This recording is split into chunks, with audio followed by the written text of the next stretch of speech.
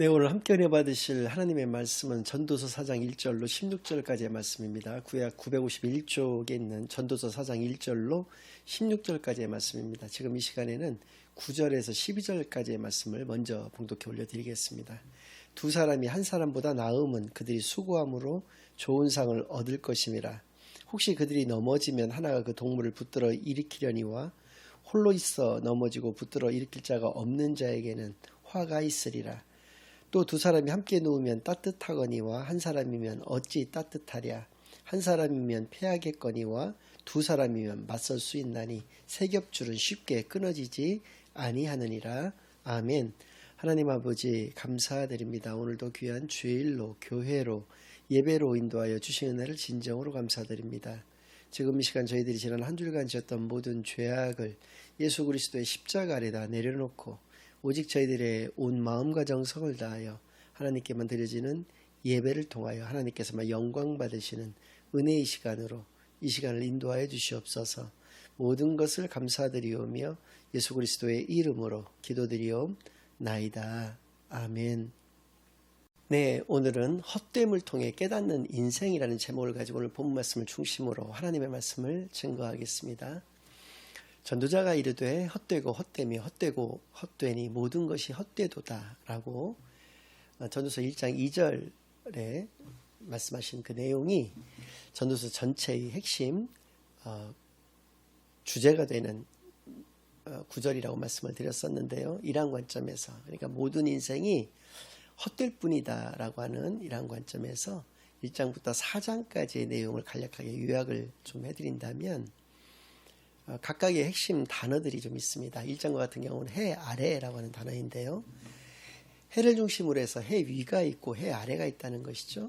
그래서 우리가 비록 해 아래에 살아가는 그런 존재이지만 해 위를 바라보고 해 위에 소망을 두고 살아가야 되는 존재인 것을 말씀해 주신 것이죠. 해 아래에 산다라고 하는 것은 하나님이 배제된 세상의 논리 가운데에서 살아간다는 것을 의미하고, 그것은 궁극적으로 마지막에 이르러서 우리의 모든 인생들이 헛될 수밖에 없다라고 하는 것을 분명히 말씀해 주고 계시는 것이고요.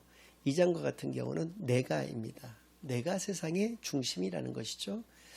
내가 세상의 중심이 되는 것은 어떤 것을 의미하냐면, 내가 계획했던 것들이 성취가 되었건 성취가 되지 못했건 간에 어떤 결과가 빚어지든 간에 나의 인생은 헛될 뿐이다라는 것이죠. 우리에게 분명히 말씀해 주시는 것이고, 3장과 같은 경우는 여러분들과 함께 은혜를 나누지 못했는데 때라고 하는 단어가 주제 단어가 되는데요. 즉 시간인 것이죠. 즉 모든 일에는 하나님의 시간표가 있다는 것이죠. 어떤 사람과 같은 경우는 내가 이렇게 열심히 지극정성으로 하나님께 기도를 올려드렸기 때문에 이제는 응답해 주실 때가 됐는데 라고 생각을 하고 하나님을 원망하거나 자신의 때가 되지 못한 거에 따라서 불평과 불만을 가진다거나 하는 경우들을 많이 보았는데요. 매우 잘못된 신앙관인 것이죠. 그래서입니다. 3장 말씀을 통해서 우리가 크게 두 가지를 깨닫게 되는 것은 바로 오늘을 우리가 살아간다는 것, 오늘을 나에게 주신다는 것은 이게 큰 하나님의 선물이구나라는 것을 느끼게 한다는 것입니다. 내가 하나님의 어떤 복음을 깨달을 수 있는 기회를 제공받는다는 것을 의미하고요. 또 하나님으로부터 은혜를 내가 받아 누리고 있는 삶을 살아가고 있다는 것을 의미를 하는 것이기 때문에 오늘은 참으로 나에게 주어진 큰 선물이구나라는 것을 깨닫게 해 주신다는 것이고요. 우리가 인생을 살아가면서 에고를 내려놓아야 되겠구나라는 것을 느끼게 합니다. 에고라는 것은 자아라고 해석될 수도 있고요. 또 고집이라고 해석될 수도 있겠는데, 내 자신을 내려놓는 것만이 하나님께서 원하시는 그러한 삶의 모습이 될 것인 것을 분명하게 말씀해 주시는 것이죠. 모든 일에는 하나님의 때가 있다라는 것을 3장에서는 분명히 말씀해 주신다는 것이고요. 4장과 같은 경우는 15절 말씀 가운데 한 번밖에는 등장하지 않고 있습니다만은 인생이라는 단어가 주제의 단어가 되는 것입니다. 그래서 오늘 여러분들과 이제 간략한 강해를 통해서 이 사장 말씀을 통해서 5가지 인생의 중요한 화두를 우리에게 제공해 주고 계시는데요. 이것들을 우리가 깊이 있게 깨달은 것을 통해서 하나님께서 우리에게 원하시는 것이 어떠한 삶의 모습인지, 하나님께서 기뻐하시는 삶이란 어떠한 것인지를 분명하게 깨닫고 그것대로 살아가시는 저와 여러분이 되시기만을 간절히 바랍니다. 먼저 1절에서부터 3절, 또 4절에서부터 6절, 7절에서 8절 말씀들을 차례대로 읽어드릴 텐데요. 각각 우리 인생 가운데 잘못된 모습이 3가지가 있는데 그것이 반드시 있게 된다는 것입니다. 각각 학대가 그것이고요. 시기가 있다는 것이고, 또 어떤 의미 없는 수고, 의미 없는 노동이 있다라고 하는 것인데요. 먼저 하나씩 살펴보겠습니다. 1절부터 3절 말씀을 읽어드리겠습니다. 내가 다시 해 아래 생하는 모든 학대를 살펴보았도다. 보라, 학대받는 자들의 눈물이로다. 그들에게 위로자가 없도다. 그들을 학대하는 자들의 손에는 권세가 있으나 그들에게는 위로자가 없도다. 그러므로 나는 아직 살아있는 산자들보다 죽은 지 오랜 죽은 자들을 더 복되다 하였으며 이 둘보다도 아직 출생하지 아니하여 해 아래 생하는 악한 일을 보지 못한 자가 더 복되다 하였노라. 네, 크게 2가지로 우리를 깨닫게 해주십니다. 첫 번째는 이 전도서의 기자는 솔로몬이라고 말씀을 드렸는데요. 솔로몬의 지금 위치는 왕입니다. 그래서 인생 가운데 반드시 학대가 있다라고 한다면 학대하는 쪽과 학대 당하는 쪽이 있을 텐데요. 왕이라고 하는 그 위치는 학대를 하는 쪽입니다. 그런데 1절 상반절 말씀을 보니까 학대 당하는 자를 살펴보았다라고 되어 있습니다. 그래서 영어로 말씀을 좀 드리는 것이 훨씬 더 이해를 도울 것 같은데요. 영어로 이제 일반적으로 보는 것, 그러니까 이렇게 훑어보는 것 같은 거를 사이트라고 이렇게 얘기를 합니다. 그런데 이렇게 살펴보다라고 하는 것은 인사이트라고 하는 단어가 더 적합하죠. 그러니까 안에 들어가서 더 깊숙이 들어가서 살펴보는 것, 그것을 살펴보다라고 이렇게 얘기를 하는 것인데요. 그러니까 우리 크리스천 리더십이 필요한 부분은 바로 이런 것입니다. 학대를 할 것 같은 그런 위치에 있는 사람이 학대 당하는 자를 살펴보게 됐다는 것을 통해서 우리가 알 수 있는 것이 바로 통찰력을 우리가 가지고 살아가야 되겠구나라는 것을 알 수 있게 한다는 것이죠. 그리고 그들을 자세히 살펴보았더니 그들에게는 진정한 위로자가 없다는 것을 발견했다는 것이죠. 또 하나의 크리스천 리더십은 공감력이라는 것입니다. 우리가 통찰력과 공감력을 가져야 될 것을 이 말씀을 통해서 우리가 깨닫게 되어지는 것이고요. 우리의 인생 가운데는 분명한 위로자가 계시지 않는다라는 것을 이야기를 해주고 계시죠. 반대로 얘기를 한다면 하나님만이 우리의 유일한 위로자가 되어주신다라는 것이죠. 학대를 하는 쪽이나 당하는 쪽이나 마찬가지입니다. 다 위로가 필요한데 그 위로자가 되실 수 있는 분은 하나님 한 분밖에 계시지 않는다는 것이죠. 예수님도 분명히 승천하시기 전에 제자들에게 또 다른 보혜사를 너에게 보내주시겠노라 말씀하여 주셨습니다. 이 보혜사는 성령 하나님을 의미하는 것이고요. 보혜사라고 하는 그 단어가 가지고 있는 의미, 그 뜻은 위로자라는 뜻을 가지고 있거든요. 그래서 하나님 한 분밖에는 위로자가 계시지 않는다는 것을 분명히 알려주시는 것이고요. 고린도후서 1장 3절에서 4절까지의 말씀은 구체적으로 우리에게 말씀을 이렇게 해주고 계십니다. 찬송하리로다. 그는 우리 주 예수 그리스도의 하나님이시요 자비의 아버지시요 모든 위로의 하나님이시며 우리의 모든 환난 중에서 우리를 위로하사 우리로 하여금 하나님께 받는 위로로서 모든 환난 중에 있는 자들을 능히 위로하게 하시는 이시로다 라고 분명하게 말씀해 주고 계십니다. 또한 진정한 위로라는 것은 어떤 것을 의미하는지 사도행전 3장 1절에서 10절까지의 말씀 가운데 너무나도 그 사례가 잘 나타나 있는데요. 제 구시 시간이 되었었을 때 정시로 기도 생활을 하고 있었던 베드로와 요한이 그날도 역시 변함없이 그 시간에 성전을 향하고 있었습니다. 그런데 성전 미문 가운데 앉아있는 나면서부터 앉은뱅이가 되어지는, 그러니까 단 하루도 걸어본 적이 없었던 그 거지가 있었죠. 구걸하는 사람이 있었는데 그 사람이 그날도 역시 구걸을 하고 있었습니다. 그러니까 특별한 모습이 아니었었어요. 일반적인 모습이었었는데 늘 있었던 그런 모습이었는데 베드로가 그날따라 그것을 유심히 보게 되었던 것입니다. 그리고 나서 그가 변함없이 동냥을 하고 한 푼만 달라는 동냥을 하고 있을 때 그에게 이렇게 이야기를 합니다. 은과 금은 내게 없거니와 내게 있는 것으로 내게 주노니 나사렛 예수 그리스도의 이름으로 일어나 걸으라 라고 얘기했을 때 그가 발목에 힘을 얻어서 그가 깡총깡총 뛰면서 또 걸으면서 또 하나님을 찬양하는 것을 말씀해 주고 계시는 그 본문이 되겠는데요. 이러한 것을 통해서 우리가 알 수 있는 것은 뭐냐면 그 구걸하는 사람 입장에서 바라봤을 때 위로가 되어지는 것은 은을 준다거나 금을 주는 것이었을 것입니다.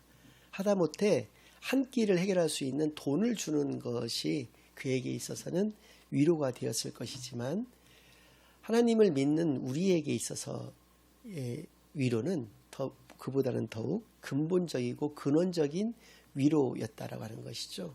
그가 얼마나 꿈엔들 생각을 해봤겠습니까? 하루라도 내가 죽기 전에 하루라도 걸어볼 수 있다라고 하는 것을 단 한 번도 생각해 본 적이 없었을 것입니다. 그러나 베드로는 그런 관점에서 그의 근원적인 문제를 해결하는 관점에서 그것을 접근했고 자신은 할 수 없지만 하나님이 그것을 하실 수 있다라고 하는 그런 믿음으로 그를 일으켜 세우게 되었던 것이죠. 이것이 진정한 위로가 된다라고 하는 것을 우리가 깨닫게 되기만을 바랍니다.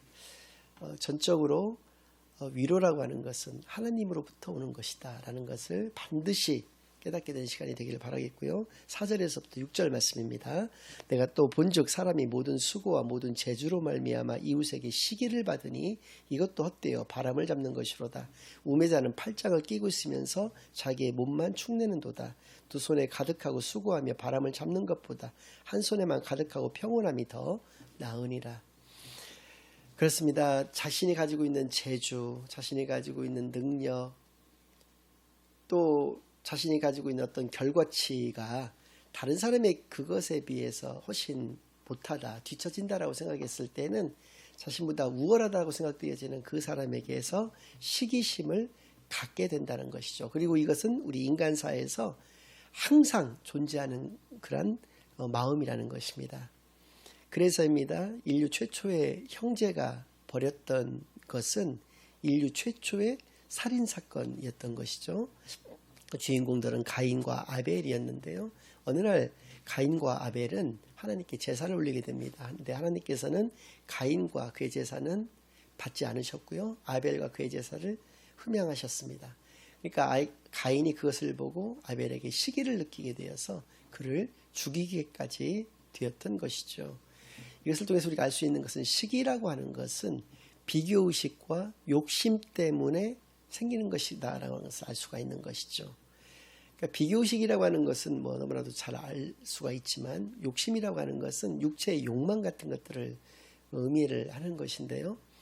그래서입니다. 이것은 인간의 죄된 본질이구나라는 것을 알 수 있게 하는 것이죠. 그에 따라서 우리는 하나님의 은혜 가운데서 살아가야 되는 존재인 것을, 그랬을 때 우리 죄된 본질을 제하면서 살아갈 수 있는 유일한 방법이 그것이 된다라고 하는 것을 깨닫게 해 주신다라는 것을 우리가 알 수 있는 것이고요. 또 이 6절 말씀을 보니까 두 손에 가득히 움켜 쥐는 것보다는 그것은 바람을 움켜쥐는 것이나 모래를 움켜쥐는 것과 같다는 것이죠. 그것보다는 한 손으로만 잡고 나머지는 평안함을 가지고 살아가는 것이 그 지혜로운 삶이다라고 하는 것을 분명히 이야기를 해주시는데요. 여담이지만 우리 인간이 추구하는 귀한 가치 중에서 세 가지를 꼽으라고 한다면 돈과 명예와 권력이 될 것입니다. 근데 이 세 가지를 모두 다 가지려고 했을 때는 모두가 다 잃게 되는 경우들을 우리가 너무나도 빈번하게 봐오고 있습니다. 그래서 돈 많은 재벌이 대통령이 되려고 했을 때 그렇게 되는 경우라는 것이 없죠. 또 어떤 국회의원과 같이 그 권력 있는 사람이 돈을 쫓는다든지 어떤 치부를 하고자 했을 때 나중에 그 결과가 좋지 못한 것들을 우리가 많이 봐오고 있고요. 명예를 가지고 있는 사람이 돈을 또 역시 쫓는다거나 권력을 가지려고 했을 때 그 가지고 있었던 명예마저도 잃는 경우들을 너무나도 우리가 많이 봐온 것이죠. 그래서 오늘 6절에 우리에게 주시는 그런 지혜는 어떤 것이냐면 우리가 두 손 가득히 잡을 수 있다 하더라도 한 손에만 가득히 잡고 나머지는 평안한 마음으로서, 기쁜 마음으로, 행복한 마음으로서 만족하면서 살아갈 것을 우리에게 분명하게 말씀해 주시는 것이죠. 우리가 시계를 누를 수 있는 것은 오직 하나님의 은혜 가운데에서 살아가야지만 그것이 가능하다는 것을 깨닫게 되는 시간이 되기를 바라겠고요. 7절과 8절 말씀입니다. 내가 또다시 해 아래에서 헛된 것을 보았도다. 어떤 사람은 아들도 없고 형제도 없이 홀로 있으나 그의 모든 수고에는 끝이 없도다. 또 비록 그의 눈은 부요를 족하게 여기지 아니하면서 이르기를 내가 누구를 위하여는 이같이 수고하고 나를 위하여는 행복을 누리지 못하게 하는가 하여도 이것도 헛되어 불행한 노고로다. 의미 없는 수고, 의미 없는 노동을 하는 어리석은 인생이라는 것이죠. 그것은 헛될 뿐이다 라고 하는 것이죠. 그래서 우리는 의미 있는 인생을 살아가는 것만이 하나님의 우리가 지혜를 누리는 그런 길이고 그것은 바로 자족의 삶이다 라고 하는 것을 분명히 말씀해 주시는 것입니다. 의미 있는 인생을 살아간다라고 하는 것이 가지고 있는 의미는 불행한 사람의 어떤 특징을 보면 잘 알 수 있는데, 불행한 사람들의 특징을 보면 이런 것입니다. 자기가 가지고 있는 것을 누리지 못하고 자기가 갖고 있지 못한 것에 대해서 늘 바라는 그러한 삶을 살아갔을 때 그 사람은 불행하다는 것이죠. 그래서 끝없는 결핍감을 가지고 살아간다라고 하는 것입니다. 그래서입니다. 의미 있는 인생이라고 하는 것은 내가 가지고 있는 것을 감사하고 그것을 누리면서 그것에 만족하며 살아가는 그런 삶이 바로 의미 있는 인생이다 라고 하는 것이고요. 뒤에 나옵니다마는 그것을 함께 누렸을 때 더 배가가 된다라고 하는 것을 말씀해 주시는 것이죠. 그래서 여러분들에게 한 가지 질문 드리고 싶은 것은 우리가 좋은 환경 가운데 살아가는 것이 더 좋은가, 좋은 관계 가운데 살아가는 것이 더 좋은가 하는 문제입니다. 우리가 아주 화려하고 좋은 집에서 아주 화려하고 좋은 침대 위에서 혼자 잠을 잔다고 보았을 때 과연 우리가 숙면을 좋은 잠을 잘 수가 있겠는가라는 것을 한번 생각을 해봐야 되는 것입니다. 제가 어렸을 때에는 뭐 연탄을 떼던 뭐 장작을 떼던 간에 운목이라는 것이 있었고 아랫목이라는 것이 있었거든요. 근데 아랫목 쪽에만 이렇게 막 따뜻한 온기가 들어가지고 거기 장판 같은 것이 깔려 있으면 막 시커멓게 타고 그랬었거든요. 거기다 이제 이렇게 이불을 깔아놓고 그곳이 이제 사랑방 구실을 하는 것이죠. 여기서 손님이 오신다거나 그러면 또 형제가 많은 집 같은 경우는 그 많은 형제들이 다 거기 그 이불 안으로 다 발들을 집어넣고 고구마나 뭐 밤이나 이런 것들을 이렇게 까먹으면서 도란도란 이야기를 나누는 그런 모습이 우리가 그냥 생각만 해도 굉장히 행복하고 화목한 모습이 아니겠습니까? 가난해도 그것이 행복하다는 것이죠. 그래서 좋은 관계가 우리를 좋은 삶으로 인도한다라고 하는 것을 분명히 알 수가 있는 것이고 그것이 바로 의미 있는 인생인 것을 분명히 성경은 우리에게 말씀해 주시는 것이죠. 그래서 9절부터 또 12절까지는 그에 대한 보완의 말씀을 해주시는 것인데요. 아까 전에 읽어드렸지만 다시 한번 읽겠습니다. 두 사람이 한 사람보다 나음은 그들이 수고함으로 좋은 상을 얻을 것임이라. 혹시 그들이 넘어지면 하나가 그 동물을 붙들어 일으키려니와 홀로 있어 넘어지고 붙들어 일으킬 자가 없는 자에게는 화가 있으리라. 또 두 사람이 함께 누우면 따뜻하거니와 한 사람이면 어찌 따뜻하랴. 한 사람이면 패하겠거니와 두 사람이면 맞설 수 있나니 세 겹줄은 쉽게 끊어지지 아니하느니라. 냉랭함은 세상의 본질이 되는 것입니다. 왜냐하면 경쟁이 치열하기 때문에 그렇고 경쟁이 중요한 어떤 가치가 되기 때문에 그렇습니다. 경쟁이라고 하는 것은 저 사람을 내가 밟고 일어서야만 되는 것을 의미를 하는 거기 때문에 그곳에서는 온기를 전혀 느낄 수가 없는 것이죠. 냉랭함만이 그곳에 남는 것입니다. 그러나 그렇기 때문에 냉랭함이라고 하는 것은 어떤 세상의 가치라고까지 이야기를 할 수가 있는 것이고요. 온기는 우리 크리스천들의 본질입니다. 온기가 있다라고 하는 것은 그 안에 사랑이 있다는 것이거든요. 그래서 우리 크리스천들의 본질은 사랑이 되는 것이기 때문에 우리에게는 늘 온기 있는 삶을 살아갈 수 있어야 하는 것입니다. 그래서입니다. 우리가 세상을 살아가는 그 힘은 함께해서 나온다라고 하는 것을 분명히 말씀해 주시는 것이죠. 그래서 우리가 더 많은 힘을 갖기 위해서는 더 많은 함께가 있어야 된다라고 하는 것이 바로 세겹줄은 쉽게 끊어지지 아니한다든지 두 사람이 한 사람보다 낫다든지 하는 이러한 말씀들 속에서 우리가 깨닫게 되어지는 것인 것이죠. 마지막으로 13절부터 16절까지의 말씀을 읽겠습니다. 가난하여도 지혜로운 젊은이가 늙고 둔하여 경고를 더 받을 줄 모르는 왕보다 나으니 그는 자기의 나라에서 가난하게 태어났을지라도 감옥에서 나와 왕이 되었음이니라.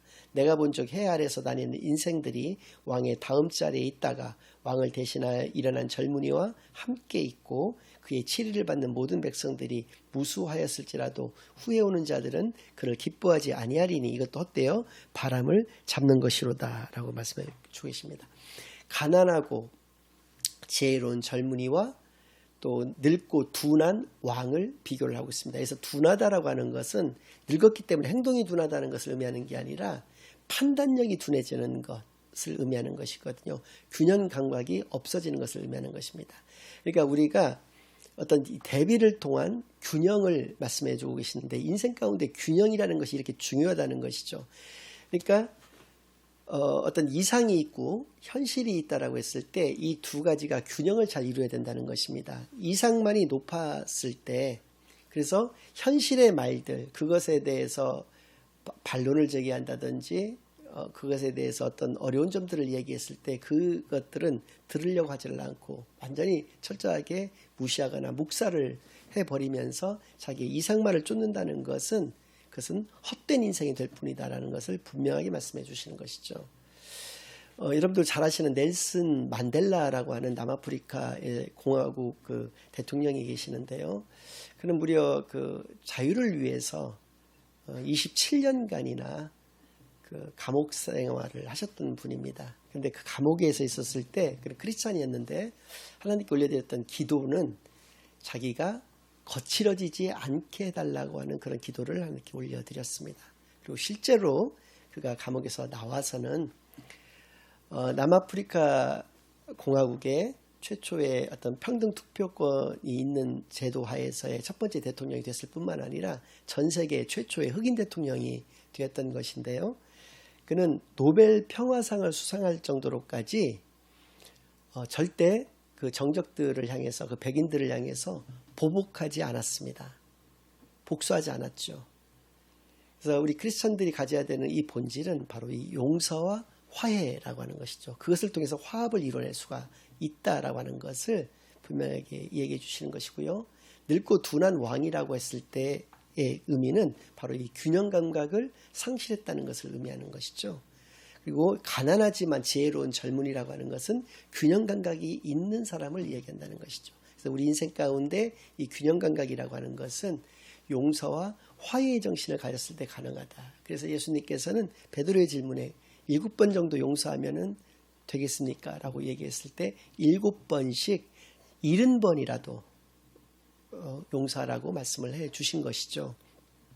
수학적으로는 490번이지만 그렇게 국어를 잘 못하시는 분들이 이렇게 수학적으로 계산하는 것이고요. 490번을 용서하라고 하는 것은 무한히 용서하라는 것이죠. 무한 사랑을 가지고 살아갈 것을 말씀해 주신 것이고 그것이 세상을 사는 지혜이고 인생을 살아가는 균형이 된다라고 하는 것을 분명히 우리에게 말씀해 주신 것입니다.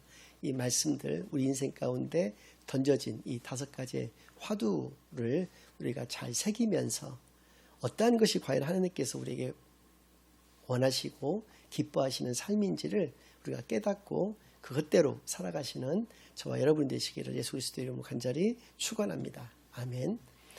이제는 우리 주 예수 그리스도의 은혜와 아버지 하나님의 극진하신 사랑과 성령 하나님의 내주인도 역사 교통하심이 하나님께서 원하시고 기뻐하시는 삶이 어떠한 것인가를 분명히 깨닫고 그것대로만 살아가기로 다짐하고 결심하고 돌아가는 모든 사랑하는 주의 자녀들과 그 가정 위에 그들의 생업 위에 이제로부터 영원까지 항상 함께 있을지어다.